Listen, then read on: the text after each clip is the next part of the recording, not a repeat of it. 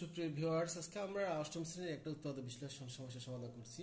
এখানে দেওয়া আছে square minus 2ab plus B square, তারপর দিকে আছে পি স্কোয়ার। তা আমাদেরকে এই সূত্রটা মনে রাখতে হবে, সেটা হলো স্কোয়ার মানে বি স্কোয়ার করলে প্লাস বিটা মাইনাস বি। এটাকে আমরা ওই আকারে নিয়ে আসবো, square minus 2ab plus B square.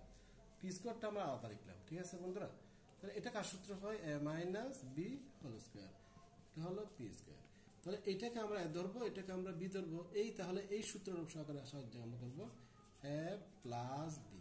এ প্লাস বি মানে হলো, আবার এ মানে হলো এ মাইনাস বি, বি মানে হলো পি।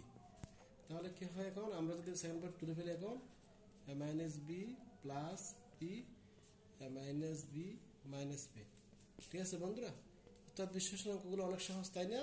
আশা করছি আমার ভিডিওগুলো তোমরা নিয়মিত দেখবা এবং এগুলা দেখে লাইক কমেন্ট শেয়ার করবে, আশা করছি। ধন্যবাদ সবাইকে। আসসালামু আলাইকুম।